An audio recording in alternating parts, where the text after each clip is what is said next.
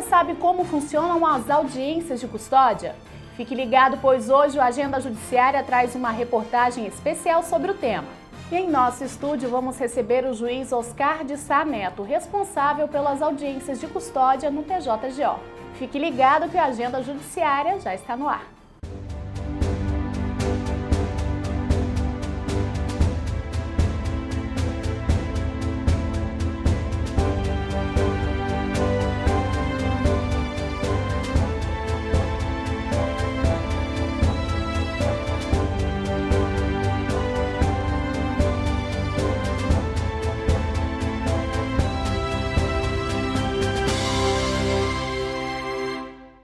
Alunos que integram o projeto Guarda Mirim de Aparecida de Goiânia receberam do TJGO mais um aporte para suas atividades. Confira.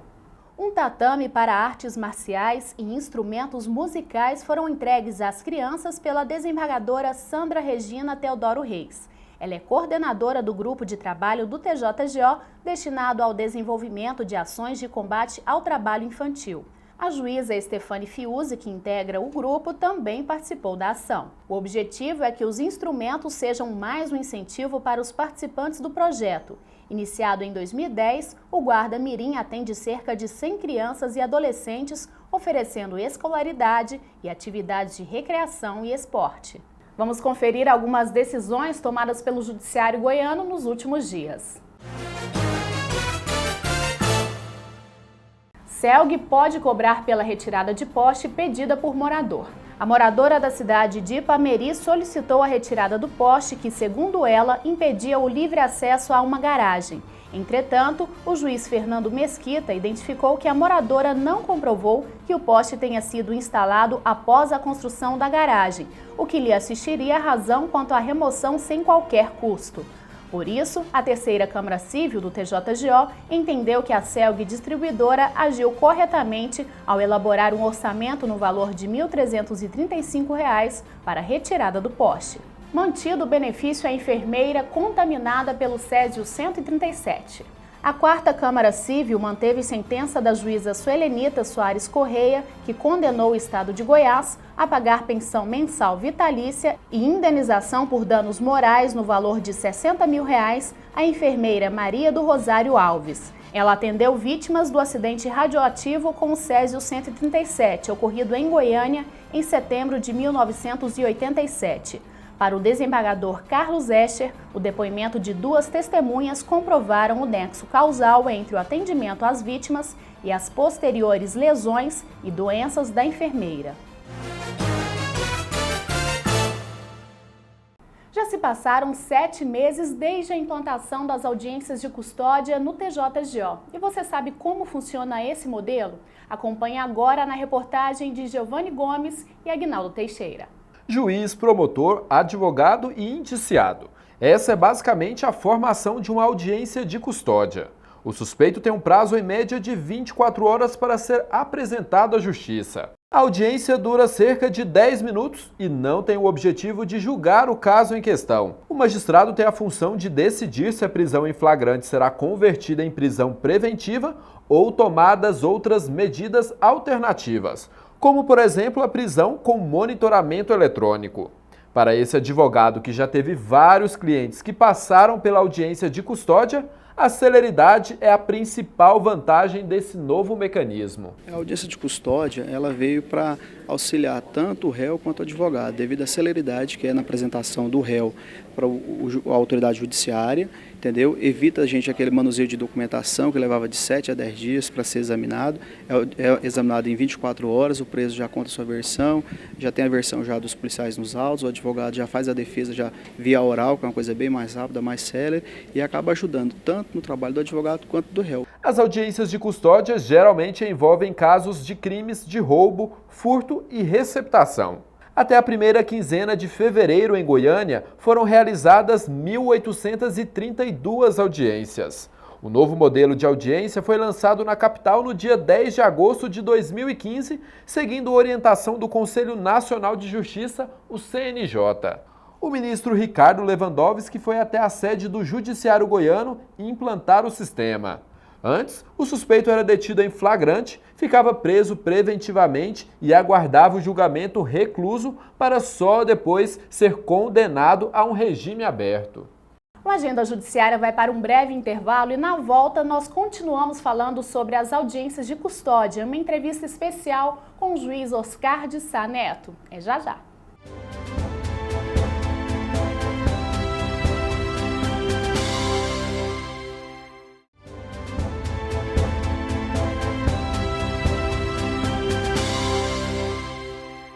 A Agenda Judiciária já está de volta e vamos conferir agora o quadro Justiça em Foco.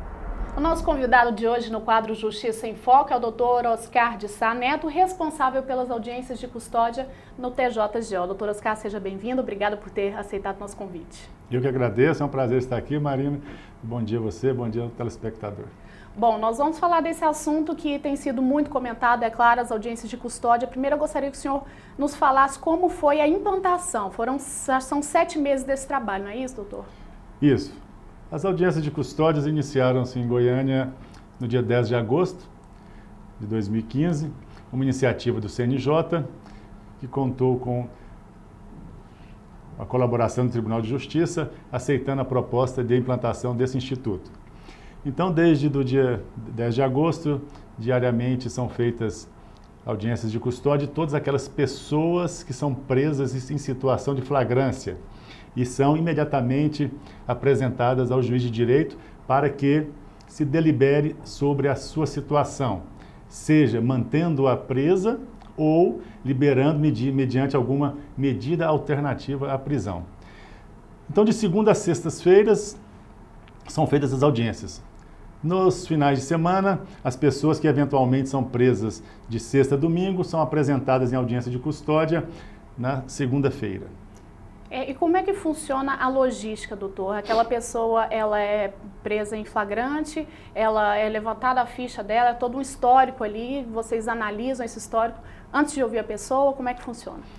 Sim. Na prática, a logística funciona da seguinte forma. O estado de Goiás hoje é um dos estados onde melhor se aplica as diretrizes da audiência de custódia. Porque quando houve a implantação da audiência de custódia, no dia 10 de agosto, praticamente de forma simultânea, a Secretaria de Segurança Pública e Administração Penitenciária criou a Central de Alternativa à Prisão, que é um órgão que visa dar todo o apoio ao Poder Judiciário no cumprimento de medidas cautelares diversas da prisão implementadas. Quando a pessoa é presa em flagrante, na verdade, ela é inicialmente capturada por um policial militar via de regra, não obrigatoriamente.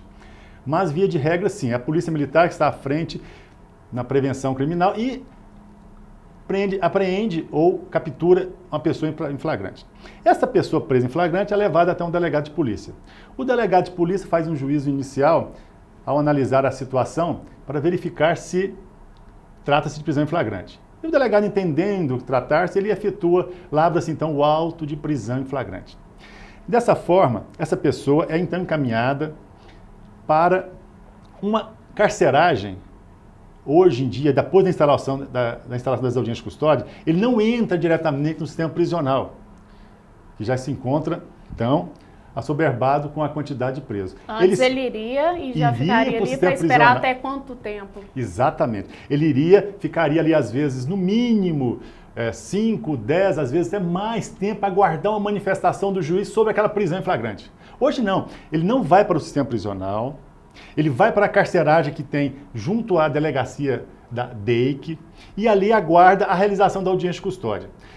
Os autos do auto de prisão em flagrante, que é a comunicação da prisão em flagrante, é encaminhada ao Poder Judiciário. Chegando o auto de prisão em flagrante, a comunicação, no protocolo do fórum, ele é autuado e encaminhado para o segundo juiz da 7ª Vara Criminal, que é onde se realizam as audiências de custódia.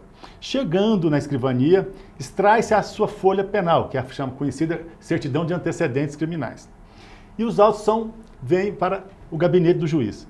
Fazemos uma análise do que consta no auto de prisão em flagrante, previamente à realização da audiência. Isso tudo antes de receber essa pessoa presa. Exato, isso tudo acontece na parte da manhã, certo, para que a pessoa, a partir das 14 horas, seja apresentada para a audiência de custódia. Diante do juiz. Diante do juiz. E nesse ato, que é realizado, por exemplo, a logística do traslado da pessoa, nós chamamos do deslocamento do preso, ele é escoltado por agentes penitenciários da Superintendência Executiva de Administração Penitenciária, que foi outro acordo firmado quando do termo de ajustamento de conduta, na verdade o termo de cooperação, de cooperação firmado entre CNJ, TJ e Governo do Estado de Goiás, para efetivação da audiência de custódia.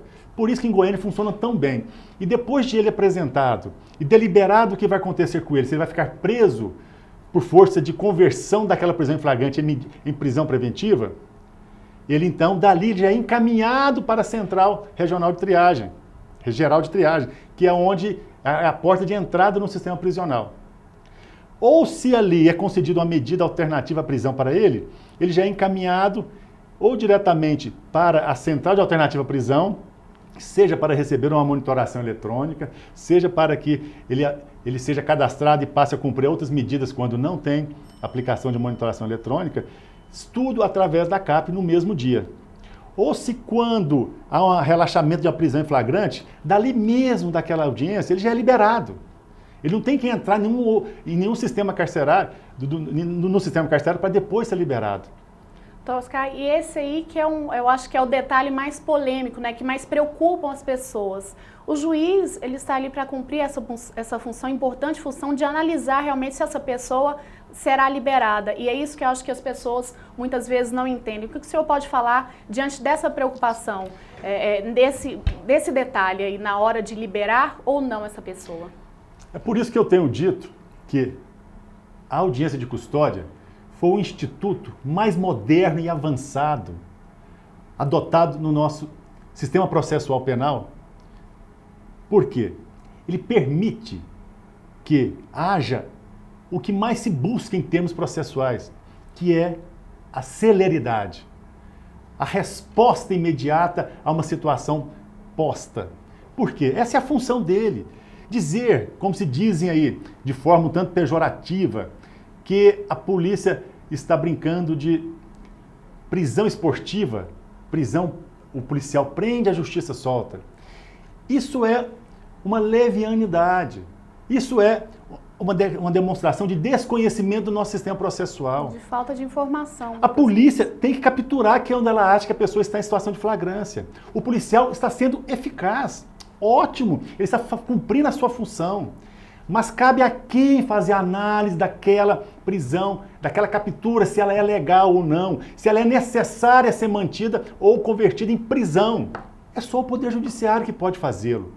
A ONU, recentemente, num relatório que foi divulgado dia 24 de fevereiro, enalteceu a iniciativa da audiência de custódia como uma forma de prevenir esse encarceramento massivo que tem no Brasil. Hoje nós temos a quarta... São vários motivos. Hoje nós temos a quarta população carcerária do mundo. Nós só perdemos para os Estados Unidos, a China e a Rússia. Será que esse encarceramento massivo, ele melhorou o nível, em termos de redução, da criminalidade no Brasil? Eu acredito que não. Eu tenho um dado do DEPEN, onde ele informa que de 1990 até os dias de hoje, nós tivemos um aumento de encarceramento de pessoas na ordem de 575%. É um número muito alto. Enquanto que a população brasileira aumentou menos de 60% nesse período. Então, tem que se perguntar, é prendendo provisoriamente alguém que nós vamos combater a criminalidade? Pensando naqueles casos também, doutor, até para resumir um pouco mais, até para a pessoa entender, uma pessoa que cometeu um furto ali, um crime leve, né? Ela vai para a prisão, de repente ela vai sair até pior, né? Muitas vezes a gente pensa por esse lado aí, e a audiência de custódia ela está evitando esses casos, né? Você tocou no ponto-chave, Marina, é isso a questão. Nós temos que deixar presos, antes de receber uma sentença condenatória transitada em julgado, somente aquelas pessoas que apresentam risco para a comunidade, risco de fuga ou risco de colocar a eficácia do processo em perigo. E essas pessoas, a população pode ficar tranquila que o judiciário está se mantendo presa. Exatamente isso.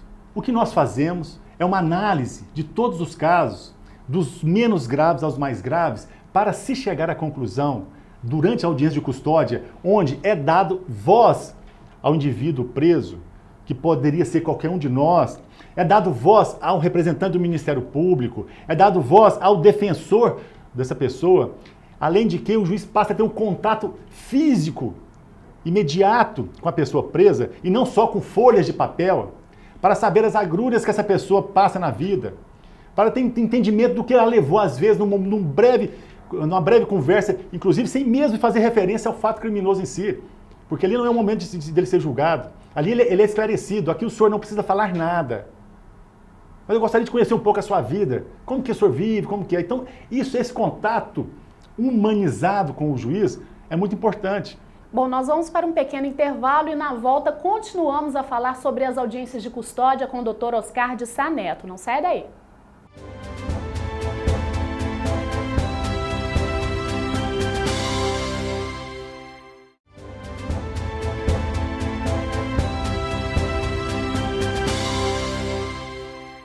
A Agenda Judiciária está de volta com uma entrevista especial com o Dr. Oscar de Sá Neto, responsável pelas audiências de custódia no estado de Goiás. Doutor Oscar, o senhor tem números de pessoas que passaram pela audiência de custódia e voltaram a passar por esse mesmo procedimento, ou seja, voltaram a ser presas novamente e passar pela audiência?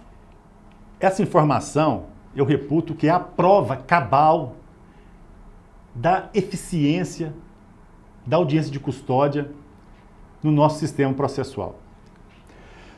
Marina, eu vou te passar números atualizados hoje. Do dia 10 de agosto ao dia 8 de março, 10 de agosto de 2015 a 8 de março de 2016, passaram na audiência de custódia 2.140 pessoas.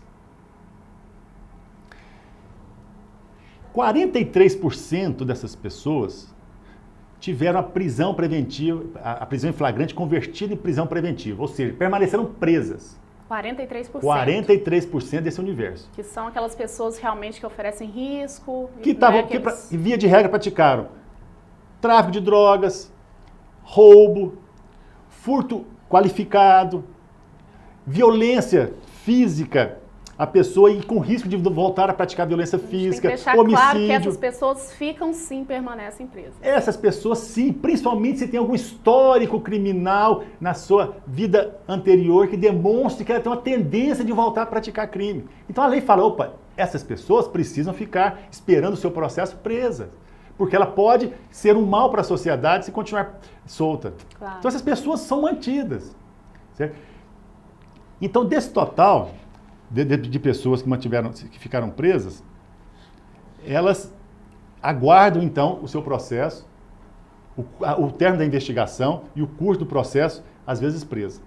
Mas o que nós temos que colocar em claro é que prisão antes de uma sentença penal condenatória transitada em julgado deve ser vista como exceção à regra.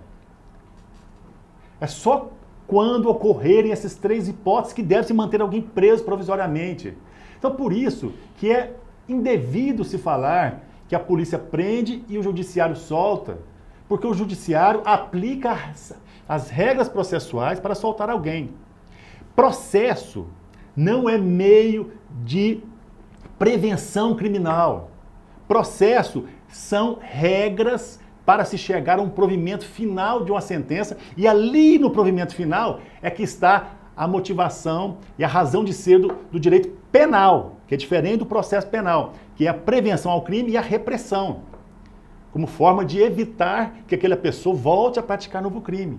Então, para isso, nós juízes temos por obrigação respeitar a Constituição Federal e as regras de processo penal para conduzir um processo até o seu final, onde ali será proferida a sentença, dizendo se a pessoa é inocente ou culpada. Certo. Só para a gente finalizar, doutor Oscar, a expectativa é que continue, claro, as audiências aqui em Goiânia, né? Por enquanto, somente em Goiânia estão acontecendo. E tem expectativa também de ir para o interior? Tem alguma determinação nesse sentido? Sim. O CNJ editou a Resolução 213, 2015, firmando um prazo até 30 de abril para que os tribunais se organizem para capilarizar as audiências de custódia para todas as comarcas do país. Em Goiânia, há também estudos por parte do Dr. Wilson Dias, nosso diretor do foro, que deve estar levando em breve a presidência do tribunal para apreciação na Corte Especial, de um projeto de resolução que deva também procurar atender de imediato a determinação do CNJ, implementando as audiências de custódia nos finais de semana. Por enquanto, os que são os crimes cometidos no final de semana, as audiências acontecem na segunda-feira. Corretamente, exatamente. Eu gostaria de ressaltar que esse contingente de presos provisórios no país ele é muito elevado, é um dos maiores do mundo, onde nós temos 41%, conforme o relatório do DEPEN, de presos provisórios. Ou seja, hoje nós estamos em torno de 700 mil presos no país. Isso representa 161% da nossa capacidade de vagas. Então nós estamos extrapolando o número de vagas que existe no nosso sistema penitenciário. Desse total, 40%, ou seja, em torno de 280 mil presos ainda não foram julgados. Então nós temos que atentar para esse número. Será que nós estamos corretos?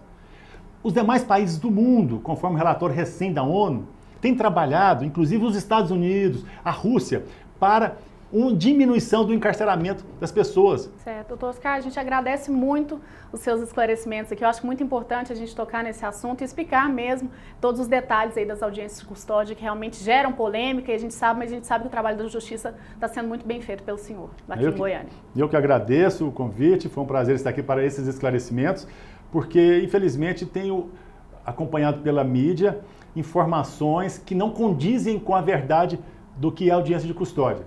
E convido a todos que queiram. As audiências são públicas, salvo as que são realizadas em segredo de justiça, em virtude de previsão legal. Então, que todos possam estar presentes, acompanhar as audiências de custódia e conhecer o que efetivamente acontece dentro da sala de audiência e durante a sua realização.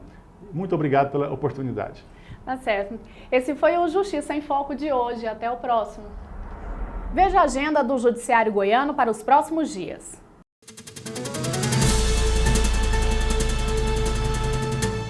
A Escola Judicial e o Núcleo Permanente de Métodos Consensuais de Solução de Conflitos promovem curso de técnicas de conciliação. O curso vai acontecer na comarca de Águas Lindas de Goiás, nos dias 18, 20 e 22 deste mês. Estão disponíveis 32 vagas. Os interessados devem enviar e-mail para cejus.aguaslindas@tjtgo.jus.br com cópia do currículo e documento de identificação com foto. As inscrições vão até terça-feira, dia 15 de março.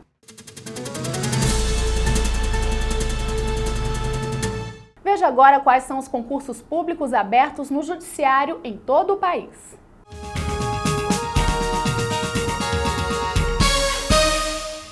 O juiz Avenir Passo de Oliveira, da Terceira Vara da Fazenda Pública Estadual da Comarca de Goiânia, receberá até segunda-feira, dia 14 de março, currículos para a seleção do cargo de assistente. Os interessados deverão ser bacharéis em Direito, ter idade entre 22 e 30 anos, disponibilidade para período integral de trabalho e não exercer a advocacia. Se possível, experiência em cargo de assessoria jurídica e pós-graduação. Vai até a próxima terça-feira, dia 15, o prazo de inscrição no concurso do Tribunal Regional Federal da 4ª Região. Estão disponíveis 22 vagas para juízes federais substitutos. O TRF4 abrange os estados do Rio Grande do Sul, Santa Catarina e Paraná. A remuneração inicial da carreira é de R$ 27.500. Também termina na próxima semana o prazo de inscrição para o concurso no Tribunal Regional do Trabalho da 1ª Região, no Rio de Janeiro. Estão disponíveis 11 vagas para o cargo de juiz do trabalho substituto. O salário é de R$ 27.500. E até sexta-feira é possível concorrer aos cargos de promotor de justiça substituto no Ministério Público de Goiás. O salário é de R$ 24.818. Para se candidatar, é necessário ter bacharelado em Direito e comprovação de, no mínimo, 3 anos de experiência jurídica, dentre outros requisitos do edital.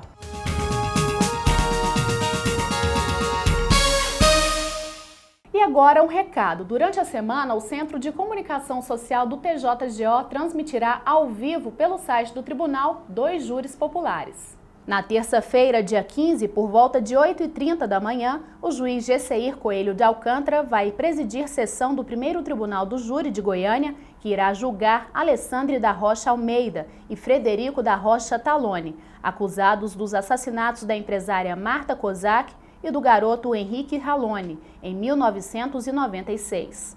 Já na quinta-feira, dia 17, também por volta de 8h30 da manhã, o primeiro Tribunal do Júri volta a julgar o vigilante Tiago Henrique Gomes da Rocha. O suposto serial killer vai responder pela morte de Ana Rita de Lima, assassinada em dezembro de 2013 em Goiânia. E para acompanhar os júris ao vivo pela internet, basta acessar o site tjgo.jus.br. E fica por aqui mais uma edição do Agenda Judiciária. Uma ótima semana para você e a gente se encontra no próximo programa.